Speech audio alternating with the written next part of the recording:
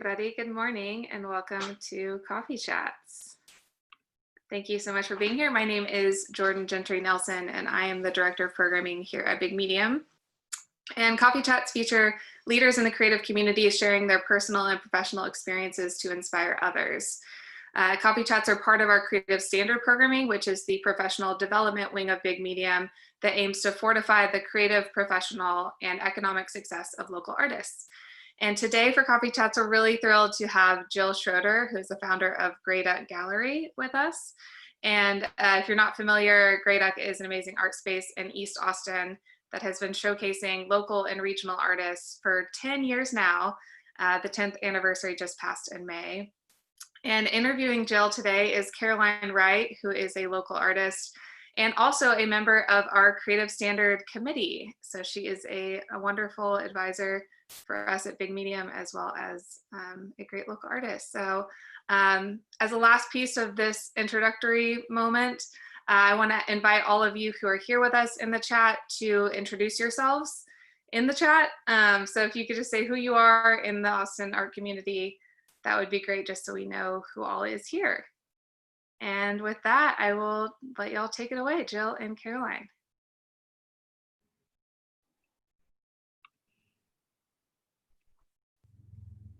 Hi, Jill. Hi. How are you doing? I feel like I'm gonna throw up, but That's fair. Yeah, we talked the other day about how neither of us are really the kind of people who do this kind of thing and talk in front of people. yes, yeah, it's good to push yourself, I guess. It's a good learning experience for both of us. Yeah, so just to get started, I'd love to know more about like where you grew up and how you got into owning a gallery. How did you decide that's what you wanted to do? Okay, so I'm originally from the Twin Cities, St. Paul, Minneapolis, Minnesota. I went to the University of Minnesota and got a fine arts degree there. So I was a practicing artist for quite a while. But then I also did branding and marketing for my family business, which was a dairy. So we bottled milk. Midwestern. Yes, yes. So yeah, so I had my art gig on the side, and then my corporate gig. What kind of art did you make? I did primarily photography. Yeah, that was my emphasis in college. So I had a dark room back in the day when there were actual dark rooms. A color actually enlarger, and so I did color. Yeah, that was like, I miss the dark room, like being by myself and seeing images emerge, and yeah, it was pretty cool. Anyway, so I felt like I have really good like marketing branding experience and also visual arts experience. And I knew a friend who ran an outsider gallery in Minneapolis. So I showed at his gallery, but then I also I was fascinated by the whole gallery thing and seeing him do it. In fact, he's still an inspiration for me because like he could come up to someone and say, "That's my favorite piece," and you would actually believe him when he said it, and you wanted to buy it because he said it. So he definitely had a cult of personality that I wish I could have. He was fantastic. So he was kind of the inspiration when we moved down here. We moved down here in 2006. And I kind of lost all of my corporate networking. I don't know if there's a north-south thing, but I didn't have any connections down here at all. So I was unemployed and doing some consulting work for a while. And then I started thinking about opening a gallery using all the skills I had. So I talked to my friend Yuri to see what the all the nitty gritty stuff was about how to open up a gallery, like what kind of insurance you need, and you know, don't sell alcohol, and you know, all those pertinent things. And then started looking for a space, which was, it's so funny. I mean, now like no one can get spaces at all, but I thought it was hard back, and I probably started looking for a space probably 2008, 2009, and it took me a long time. And I was trying to look for something that reminded me of home. I used to have a studio that was in this huge warehouse, and then, you know, they divided it up into rooms, but the windows were ginormous, and the light was great, and I just really wanted that kind of industrial feel. And I can't believe I actually found it on South Monroe off of South First Street. So yeah. Well, real estate in Austin, it's just always the case. It's always hard to find something. And it just keeps getting worse, but we still feel the same way about it. Yeah. Yeah, but what a great location. How did you like that location? Oh, I loved it. I mean, I felt like, yeah, it was like, it was South Austin, which was, you know, cool. And there was a lot of foot traffic.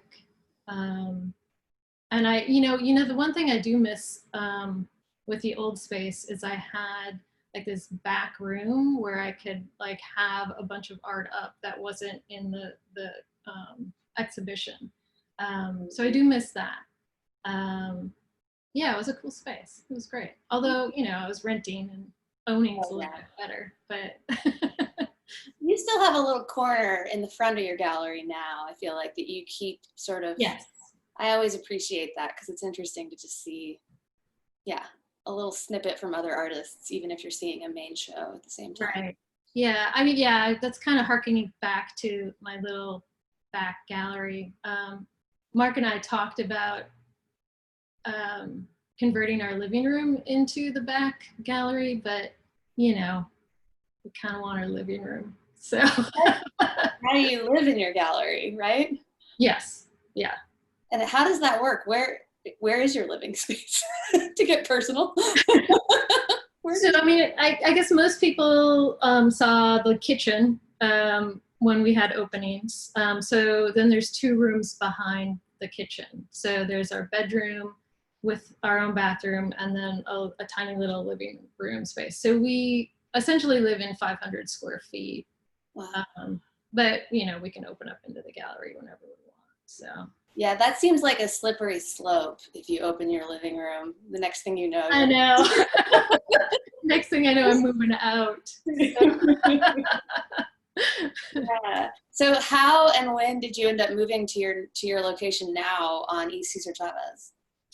Well, so I mean, honestly, I think I told you this before. I had a 2-year plan. Like, I figured that's as much as my money would take me.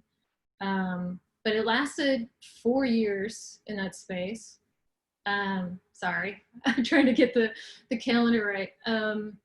And rent was just so expensive for me. Like, it wasn't feasible. And so we came up with the idea of, you know, doing a live work thing. So that would, you know, remove the expense of rent from me. And, you know, at some point we can sell this building and get some of our money back. So yeah, so we started looking on the east side because, you know, Big Medium and Collab and Pump Project were over here. I guess I had aspirations of like trying to find a space that looked like my old place, but after looking and looking, we just kind of picked a place that was in the right location and made it a warehouse afterwards. So. What was that building before? It was actually the Galvan's family lived here since, I think it was like 1965. And then I think, actually, I don't know who did it. It was built in 1905, so it's got a long history. so yeah, it was just a house before we Wow. moved in. Yeah. Wow. Um, yeah. Blank slate. And so, but so you've had a brick and mortar gallery going in Austin for 10 years, which is saying a lot because there aren't that many really that can, I mean, there are some that have a serious longevity, but for the most part, you see things kind of come and go here. And I know you said you bought the building and you live there, obviously, so that helps in terms of expenses. But how else have you managed to do this? So I also rent the space out for cocktail parties and wedding receptions, and I mean, I think it's a beautiful space, and people seem to like to hang out here, and so that's really helped a lot with expenses, and because I do that, I feel like I can show artwork that I want to show, as opposed to, is this going to be a big seller or not? Because that's not, I'm not like Yuri. I'm not this huge seller, but I really do want to promote art, and I want people to see it and make it part of their lives. So it's not a great business plan, but it worked for me. Yeah, I think for most gallery owners, it's a labor of love ultimately, because it's just like being an artist. Yeah. And that actually, like, how, I mean, I'm sure you don't have a rubric for how you select artwork, but do you have some sense of what goes through your mind when you're choosing art that you want to show?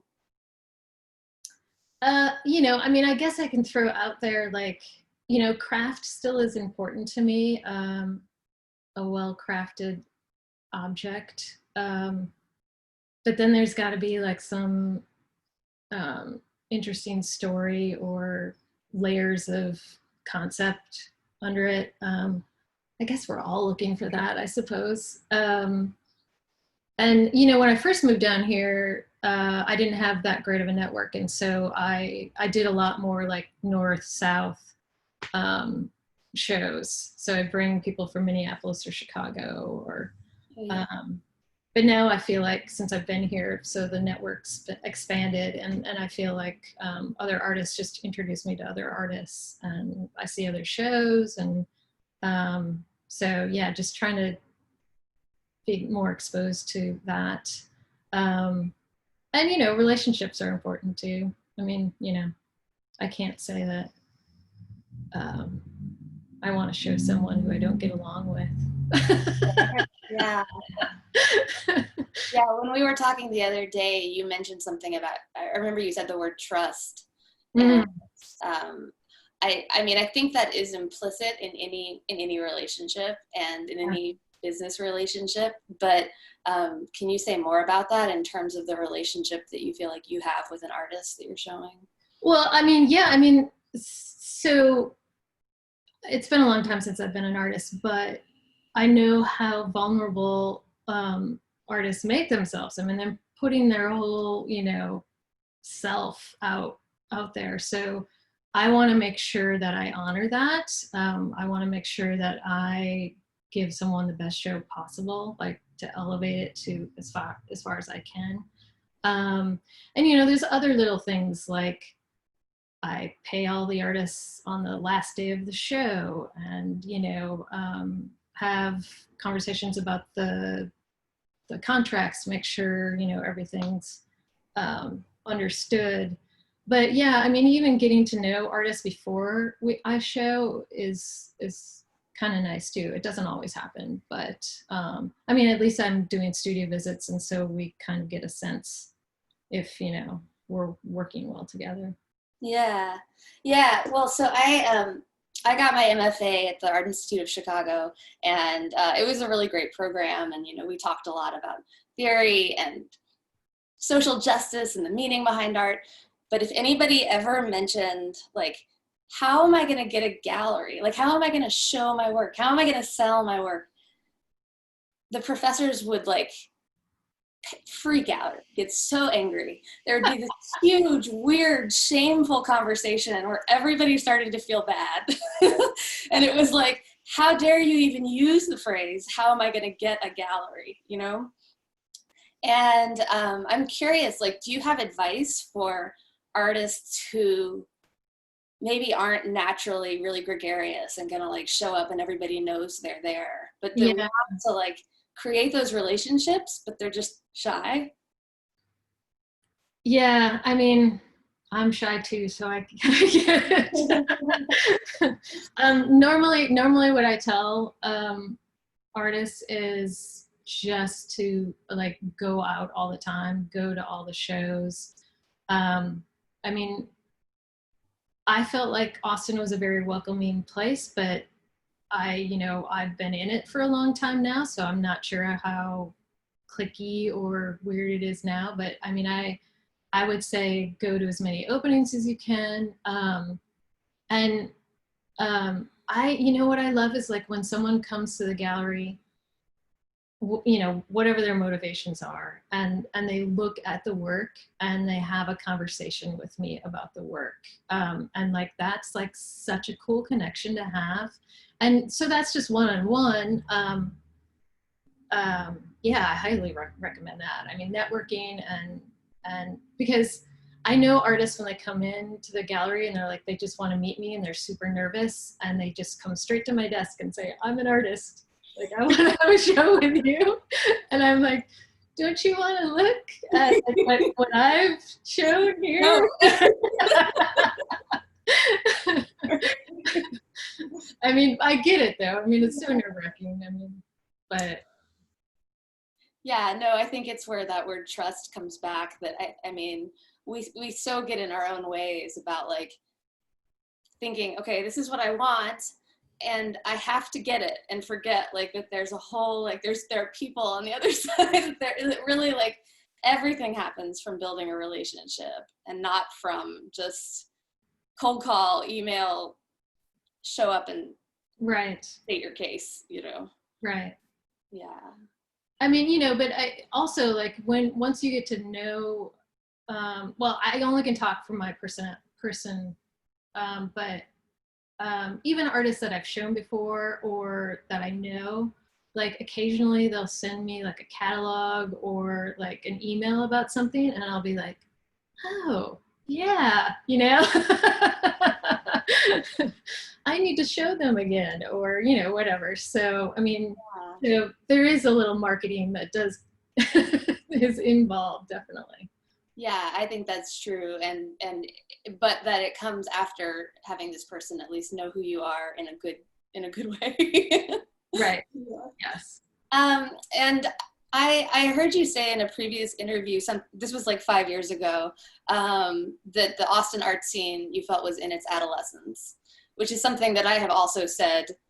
I'm from here and I moved back actually about the same time you moved here in 2006, and felt then like the art scene was suddenly like, oh, there is an art scene. Like there are people, this is interesting. Yeah. And but I've frequently used the phrase that Austin's art scene is in its adolescence. And do you still feel that way, or do you see it like, is it 20 or 25 yet? Like, have you seen it change at all? I'm kind of curious to know what you think. I feel like as far as spaces go, like it's like kind of goes up and down. And I feel like there's just a spot, like we never go higher. I hate to say adolescence. I mean, Collab's been around forever, Big Medium's been around forever. And those spaces are getting more professionalized in like a positive way. Like air conditioning and yeah. Yeah.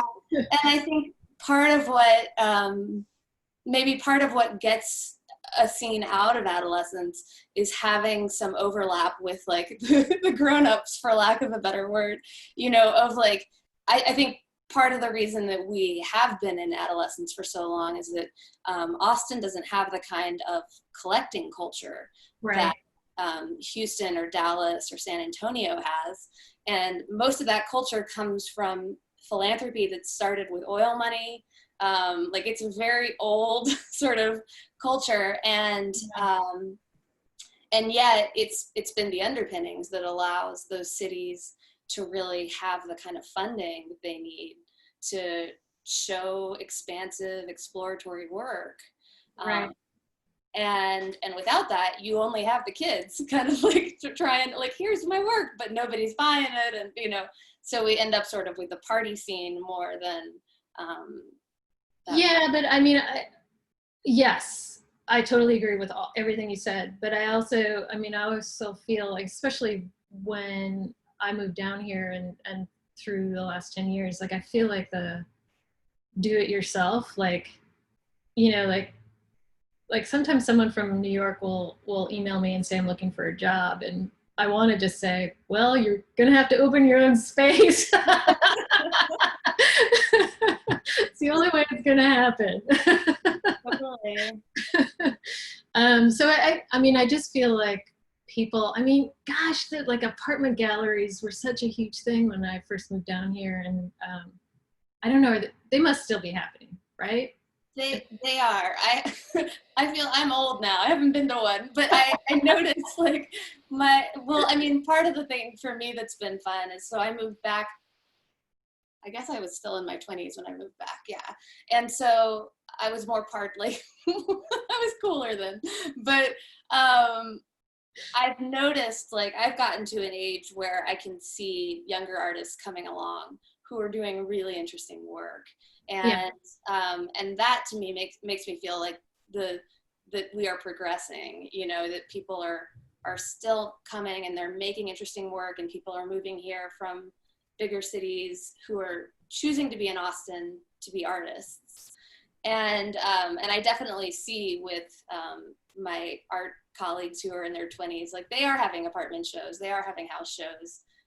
If you look through, you know, the East catalog or whatever, there'll be a bunch of stuff that's like, not just, I mean, we've always had sort of a group show in somebody's house for East just to show, but now there's more of a sense of like, it's curated and there's a point to it, and there's like a concept driven, you know, and they're maybe having performances. And so I think it's happening. I feel like it's happening. I mean, we just don't have the museum base here, unfortunately. I keep hoping that the contemporary will, I don't know, blow up. I don't know. Not blow up literally, but like get bigger, and I don't, Right, that their programming can like expand outward. But I think, well, you're next door to Fusebox, and that's another really great source of. Oh my gosh.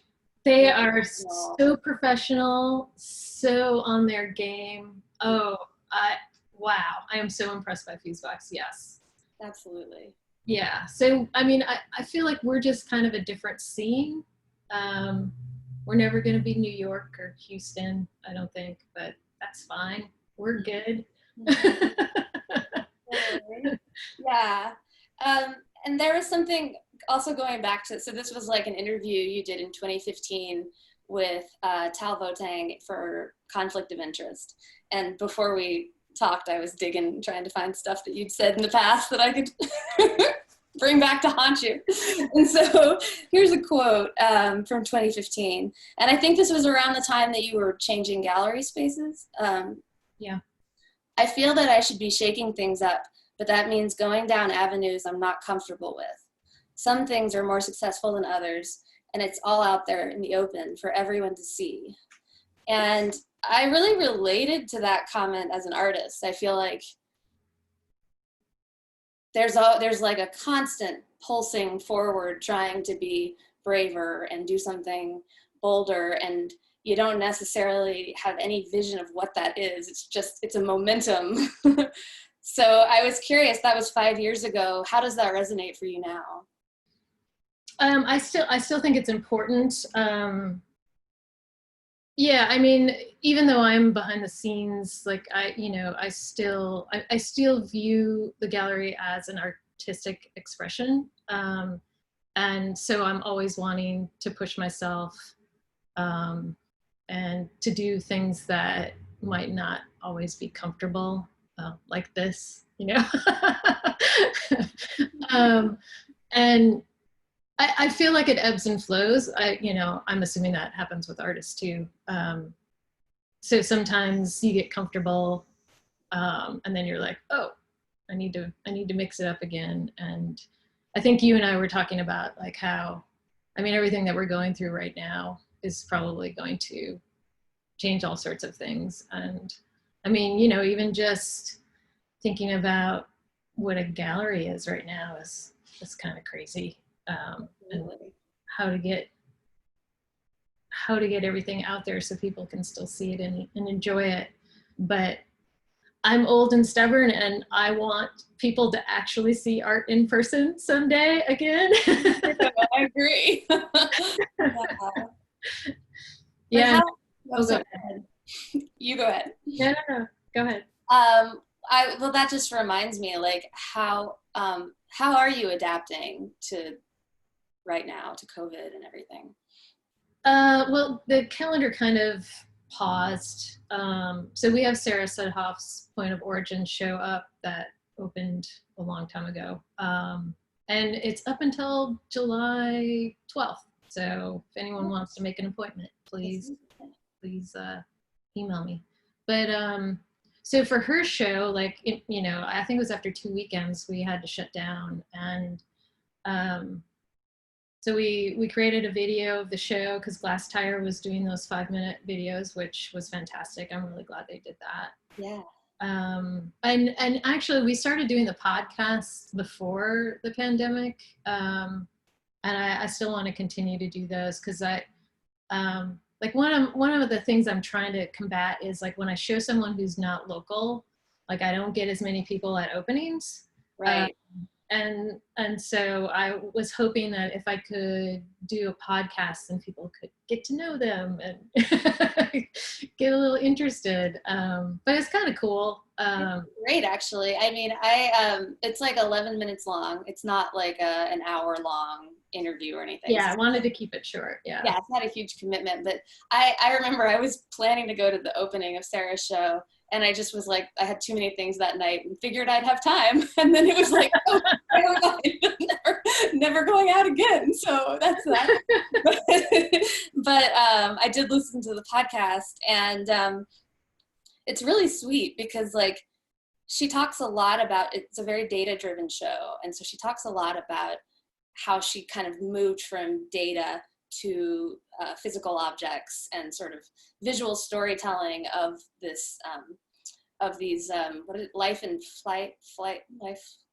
flight. It's a helicopter ambulance in Houston. Yeah. Right. Yeah. But then like towards the end she gets completely choked up, and it's so like you would not have that experience if you just went to the show. Of course, if you went to the show, you'd have your own experience. You would see the art. But it really did add a level of storytelling to it, and to have her voice in there and to hear how much it means to her, and how personal, that all becomes. And as you were saying about artists, it's very, it can be and often is very vulnerable, whatever's being shown, whether or not the surface of the art really gives that away, immediately. So I thought that was really cool to get to hear her. Yeah, and well, we're gonna do more. We're actually gonna switch the show over, and we're gonna have 2 shows August 7th. We're gonna have David Alcantor, who's the Eyes Got It winner. He's gonna be in the back. And then Emmy Larson is curating a group show in the front called Occupied. Great. So more podcasts and more videos to come. Oh, and I did want to mention too that, so I have an artsy page, and I'm going to try to do more of that. Like, so every month I'm going to put up a new artist on the artsy page. Right now is Robert Jackson Harrington. just, trying to get art out there. Yeah, that's great. Well, and I mean, needless to say, even though we both prefer art in person, right now, art online is kind of the only way to go if you want to even Yeah. hope to sell something or share it with people, and you can share it with a broader audience. So that's Right. Yes. Yeah. And part of the reason I started Artsy is I just want to expose more Central Texas artists to, a bigger audience, because people should know we're good. And can you tell us a little bit about his work? Actually, I remember he did a coffee chat a few weeks ago. So anybody who's following this and didn't see that, you can see the replay of that on Big Medium's Instagram, our IGTV page. And I'm sure he would tell us lots and lots about it. But Jill? So the collection that we're showing is summer collection, Jolly Rancher, and they're digital images that are printed just one time. And he was inspired by his mom and how hard she worked, and how like she couldn't have sweets very often because they couldn't afford them. And so she made sure that Robert could have a Jolly Rancher or something that's sweet, because she remembers not having that. And I just love the story. I'm not doing it quite justice, but and so the colors for the works are very saturated, and you do get this like Jolly Rancher texture from them too. So yeah, and that's great. And you're gonna change out the show on Artsy every month? Yeah. So the next artist is going to be Manik Raj Nakra. He, I love his work. yeah, yeah, he was in Crit Group last year, I think. Yeah, it was last year. So he had these really big tiger paintings in the back. But what we're going to show are his tiny, small watercolors that I have been in love with for a long time. They're called, I think it's called like From the Palace Window, View from the Palace Window. So they're awesome. They're really great. Oh, that sounds great. Are you trying to show mostly small, easily shippable work on Artsy, or are you not really taking that as a? Yeah, yes. I mean, like when I approached Monica, I was like, I want not the 6 foot by. Let's not have to build crates for this. Yes. Yeah, that's great.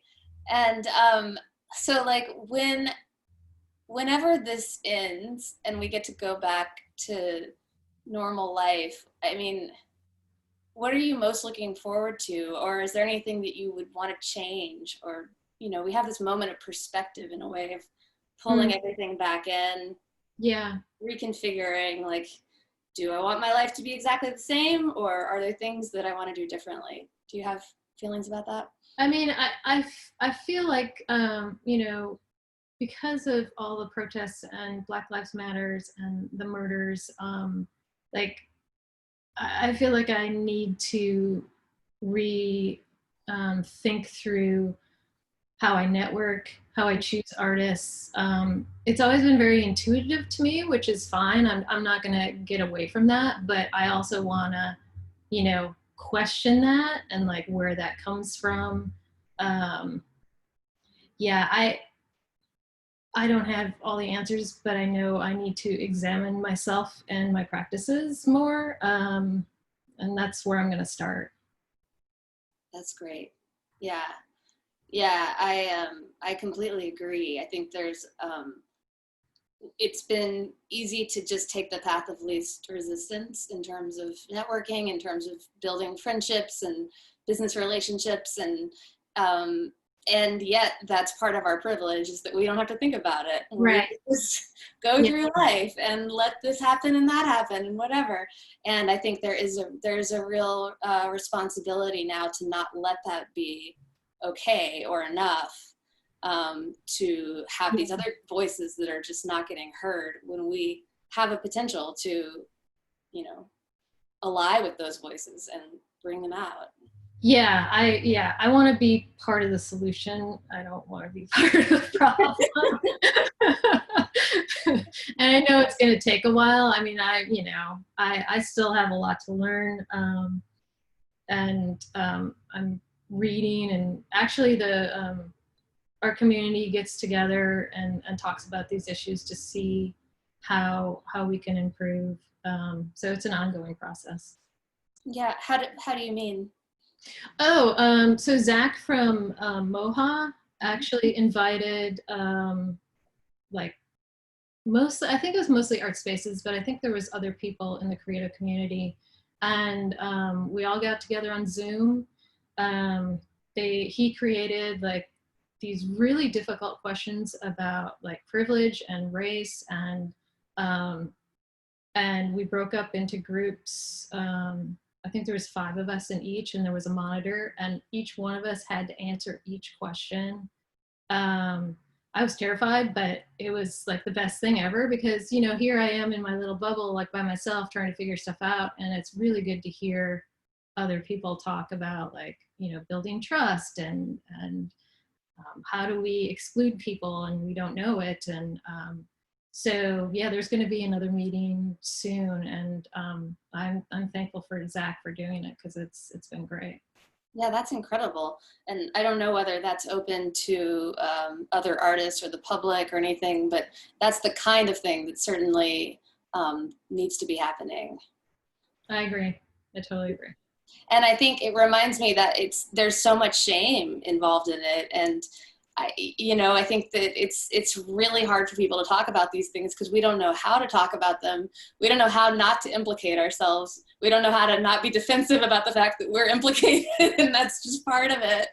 And I see, like, ever since George Floyd's murder and the protests and all of this, and it's just been interesting even to talk to people about how it's playing out on social media, and, you know, the options of, like, okay, I'm gonna black out my profile and I'm only gonna amplify other, you know, Black voices, or I'm gonna judge my friends who are saying things because they're not saying it right and they don't know, you know, how to talk about this. And there's just so much shame and defensiveness and judgment. I read something really interesting a couple weeks ago, but it was a quote about, it was written for white feminists who want to be anti-racist. And the thing that really stuck out to me was you have to examine your own defensiveness. Like, if something you read makes you defensive and you think, well, that's not me, or that's not fair, or I don't feel that way, or whatever, it's not really about whether or not the person who wrote that, their point is valid or correct or whatever. It's like, what in you is getting stirred up that you need to defend? And like, that's really a conversation to have with yourself. Yes. And I was like, well, that's true in every aspect of my life, actually, in terms of getting defensive and what does that really mean? But I think that just having these conversations, you know, it needs to be okay to be, just to be where we're at and trying to be better, and listening. Yeah, I mean, I get how social media needs to move on and communicate all of this. I've never, other than posting, you know, art and butterflies on social media, I've never been big of a activist, I guess is the term. But, you know, I still feel like I need to throw stuff out there every once in a while, but I prefer person to person conversations. And even the Zoom group was helpful. been having conversations with my sisters. They're from the Twin Cities, so and their views aren't exactly mine, and I'm trying to lovingly share my opinion, and it's hard. Like, it's really hard to do that, and I can't imagine doing that every day. It's exhausting, but it's a good way to practice, because I know they're going to love me even though I say something they don't like. And, you know, even Mark and I, last night, we were talking about Minneapolis. I mean, we're from there. We love that city. And it's a very progressive city. But they, you know, they're not doing it right. I mean, they're, you know, and so you have to examine, like, I've always been progressive. Like, you know, I've always been like, tax the rich and give it to the poor. Like, I'm fine with that. But it turns out in Minneapolis that, like, that's not good enough. Like, they actually have to specifically think about racism and systemic racism, and do something head on about it, not just like on the sides. And so yeah, so like, defending your city, well, you know, they got to improve too. I mean, so does Austin, so does everywhere. But Yeah.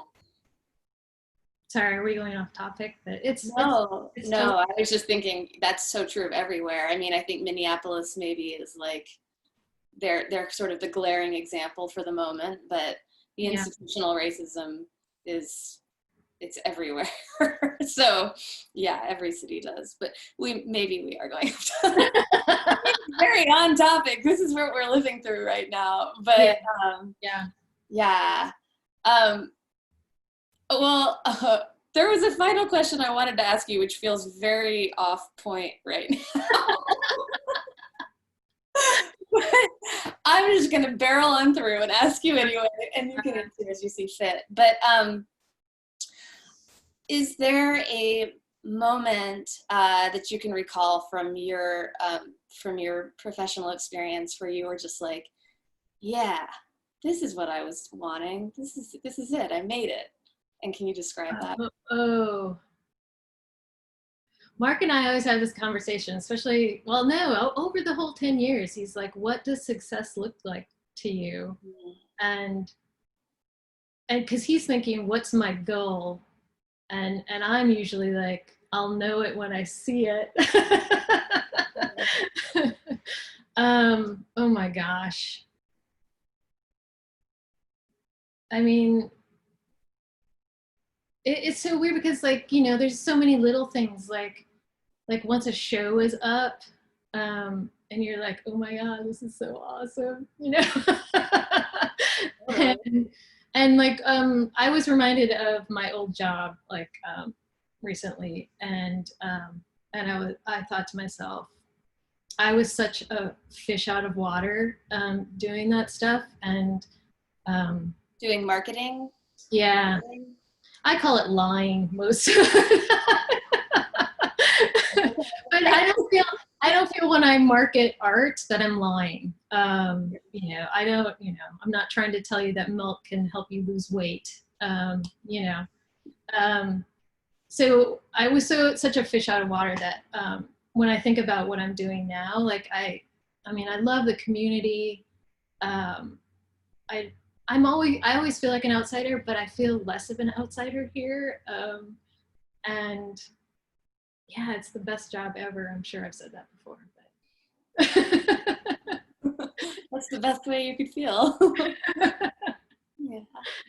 Well, that's great. I'm going to go ahead and open it up for questions. So if you want to ask a question of Jill, you can type it into the Q&A, and we will unmute you and let you ask your question. And if you don't want to be unmuted, we can also ask your question, you know, from the chat.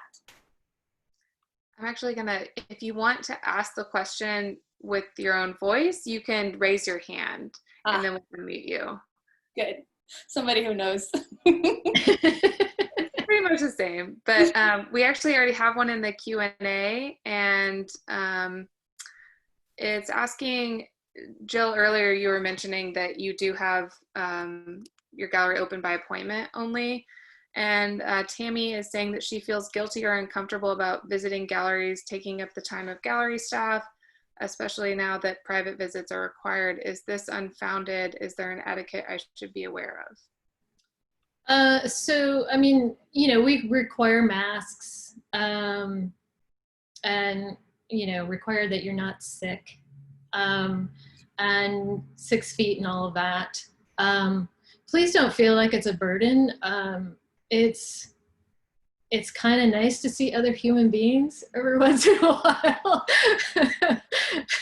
And to talk about art. I'm a little rusty, but yeah, don't feel like it's a burden. I mean, if you're healthy and you're wearing a mask, you know, I wipe down the door handles and we've got hand sanitizer and I'm wearing a mask. I mean, I feel like if it's just like a couple of you, it's really not a burden. I mean, usually I only have like 1 or 2 a day, and it helps break up my day, and I like it. So please don't feel like it's a burden. It sounds like she's clarifying that she's, if she's not in a position to buy art, that she feels especially guilty about. Oh, that is not required. Oh my gosh. I mean, you know, it wasn't required beforehand, and it's certainly not. I mean, I get it. I get it that you're making an appointment, and I've had people ask that specifically. What if I'm not going to buy art? And that doesn't matter. Oh my gosh, no. Please come by and visit. Jonas, do you want to ask your question live?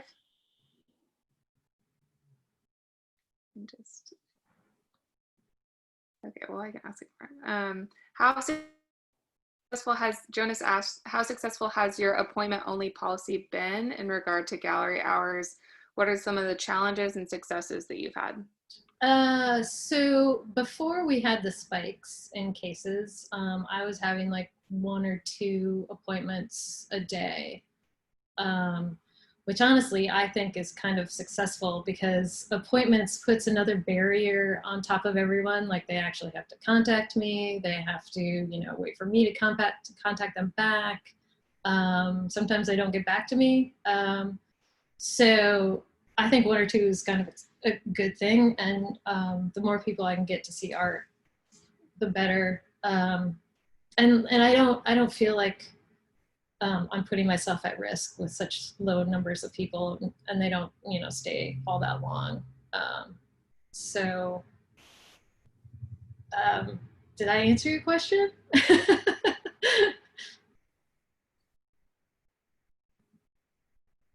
I'm going to go ahead and ask another one. Tucker asks, how do you feel that your work in photography informs how you view art in general and how it connects you to pull your work into the gallery?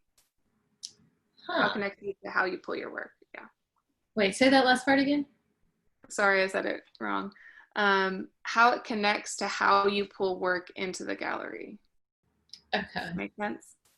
Well, so I believe that, I mean, I'm not a practicing artist any longer, but that whole experience, I feel like it's not essential. I mean, I know there's people who aren't artists who open galleries, but it helped me so much about like how to read work, how to see things, how to curate.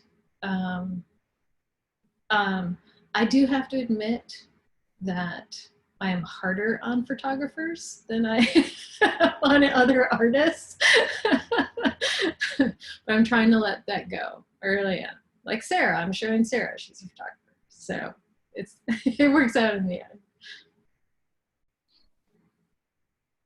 How best, or how would you best describe your program? What is the common denominator of all the artists that you show? Wow.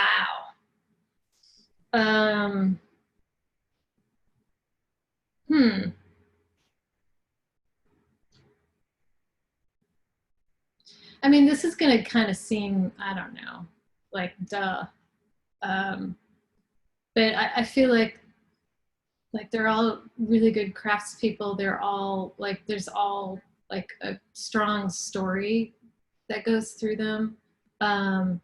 You know, I've always been more attractive to like narrative art, but like since I've been um, in the new space, I've been trying to push more and, you know, open up to more conceptual pieces and you know, like the Crit Group and Eyes Got It have opened me up to artists that I haven't been aware of before. Man, that's a hard question. Yeah, I don't know how to answer that. Do you feel like there's a common aesthetic? Like, I mean, you know, like I said, like the narrative thing was pretty strong for a long, long time. Common aesthetic. I mean, oh well. So I tend to be more darker in my views. So you know, um, like climate change, or you know, things aren't going right. We need to do something about it. Like you know, so if there's a dark thread through them, I'm attracted to that too. I mean, that's definitely something that is there. what are other good ways to interact or engage with art in the upcoming months?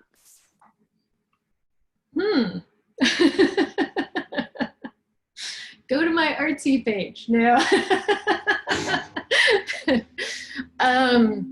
So, oh, here, I'll show you one thing. Like, so I haven't practiced art in a long time, but I just bought one of these. So I am now a photographer again. So I feel like you guys should all create. I mean, I don't know if you're all artists watching right now, but keep on creating art. At least, you know, it's there and it's with you. And you know, oh my God, big medium. Like, wow, do these coffee chats. These are fantastic. It's a little portal into getting to know people a little bit better. And Deborah Roberts is coming up, and that's going to be fantastic. So.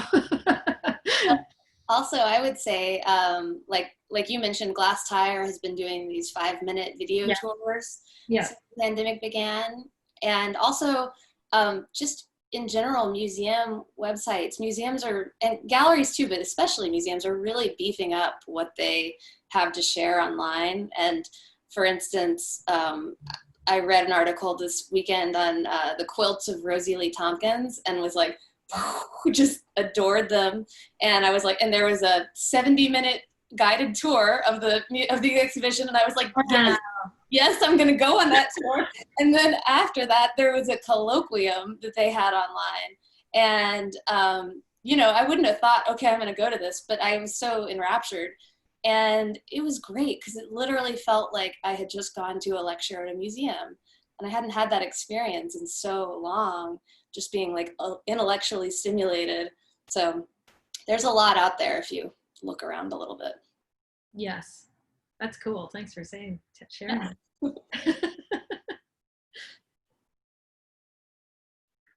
that. We have another one on, you were talking about giving advice for artists, and this is from an artist who's asking what's the best way to contact you regarding their art? So I take online submissions. I mean, that's kind of what we're going to have to do right now. I mean, if it wasn't COVID, well, I'm taking appointments. So, you know, come on in and chat with me if you want. But I take online submissions all year long. I don't always look at them right away, but that's at least a door in. But after you do that, yeah, come in and introduce yourself.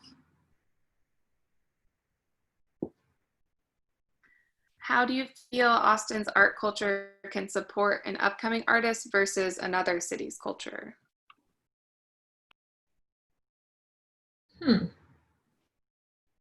I mean, there's like a pro and a con. Like, I feel like since we're not like Houston or New York, like I think we're more open to emerging artists. But because there's not that many spaces, it's hard to get seen. So open up your own apartment gallery. I'm kidding. but I really do feel, I mean, I don't care if, you've had 100 shows or, I just want good work. So, I mean, and I feel like a lot of um, artist run spaces are like that too.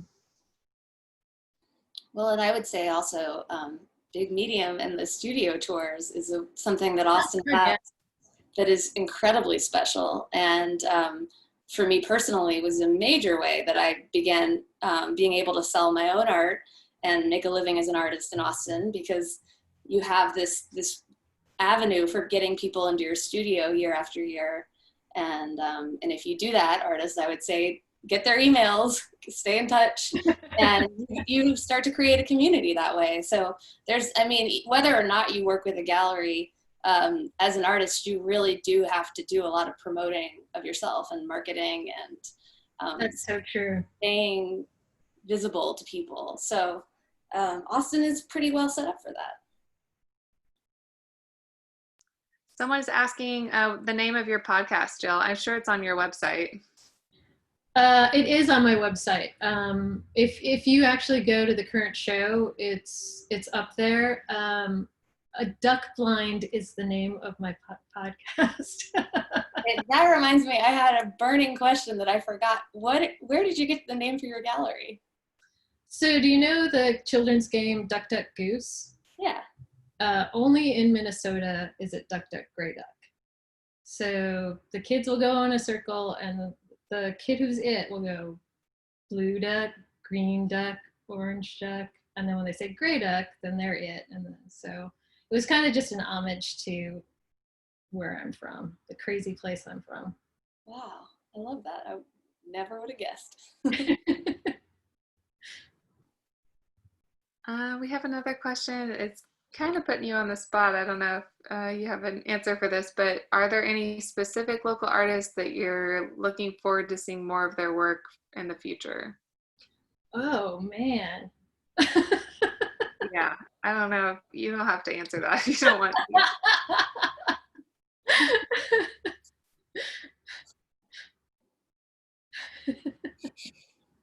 That's a little bit too on the spot, maybe. A little bit. Let's see. I think that was the last question that we had. Let's see. The chat. We're getting lots of nice comments, though, not questions. Great talk. I appreciate the work that you do in the arts community. Just appreciating both of y'all's perspectives. Really good conversation. So interesting to hear your thoughts. Yeah. Any final thoughts? We have 2 minutes left. Just kind of wrap it up. Well, I want to say a big thank you to Big Medium. Thank you for getting me to do this. I really appreciate it, because I've enjoyed it immensely. And thank you, Caroline. You put me at ease, and I appreciate all the work you put into doing this. So thanks. Well, I think I was as nervous as you, so I feel really good about it too. Well, y'all were both so fantastic. Thank you so much. And just to sign off, just a reminder that we're doing this every Thursday. As Jill mentioned, we have Deborah Roberts coming up. She's actually on a Friday, so just check our website or the Facebook schedule to RSVP in advance, and we'll see y'all next time. Thank you. Thank you. Bye. Bye.